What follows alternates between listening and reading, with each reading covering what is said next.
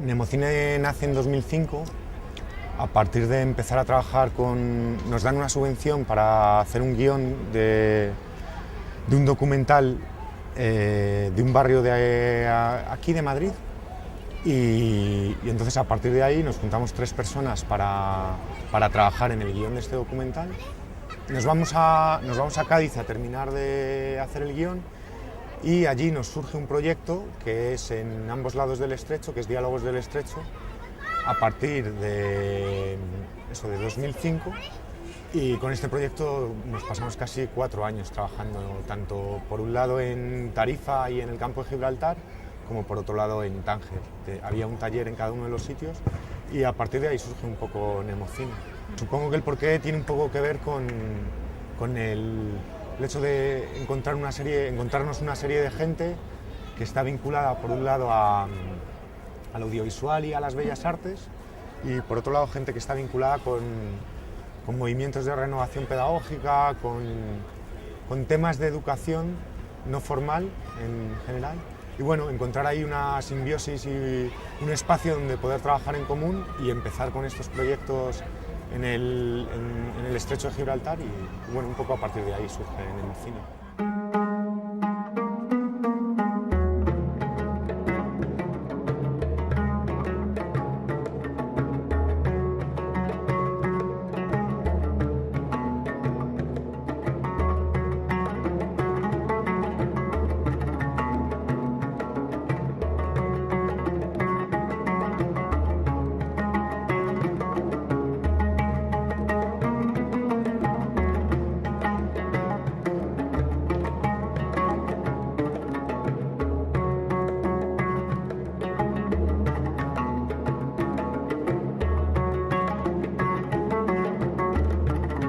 Muchas veces tengo la impresión de que esto es más un cajón que necesita ser verbalizado, que necesita ser definido, pero que muchas veces es muy ecléctico, es decir, que hay muchos ámbitos que de alguna manera tangentemente o transversalmente tocan, en nuestro caso, nuestro trabajo. Particularmente en nuestro caso, supongo que el audiovisual es más un medio que un fin, ¿no? Que esto es una de las cosas que nos define un poco en el ámbito socioeducativo, no tanto en el ámbito del documental, ¿no? Cuando trabajamos con documental hacemos un tipo de trabajo y cuando trabajamos en intervención social hacemos otro tipo de trabajo. En ese ámbito nosotros nos planteamos que el audiovisual es una herramienta buena para intervenir en determinadas situaciones y en determinados contextos. Una de las cosas en que hacemos hincapié es un poco cómo a través del audiovisual podemos generar otro tipo de procesos. Por ejemplo, cómo a través de coger cámaras, un grupo de chavales o un grupo de adultos, podemos plantearnos ir a hablar con los abuelos de un pueblo.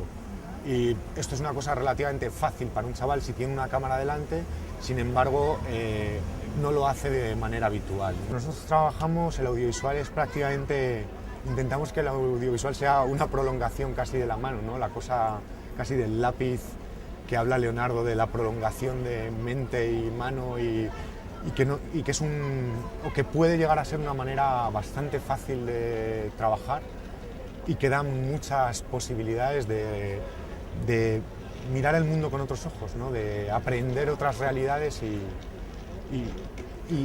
la facilidad de acercarse a esas realidades que de otra manera resulta mucho más complicado.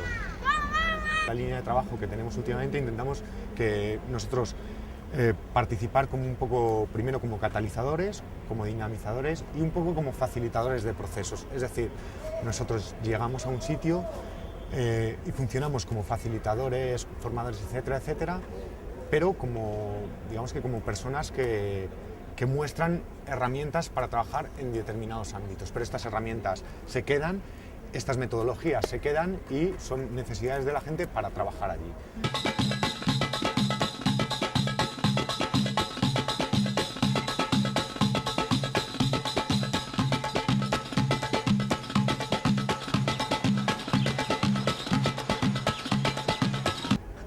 Bueno, ahora ya tengo bastante distancia con ese proyecto, pero Diálogos del Estrecho me parece que fue un proyecto muy especial para nosotros. Primero, porque fue un poco nuestros inicios, a nivel de intervención social estoy hablando, no a nivel de documentales, ¿no?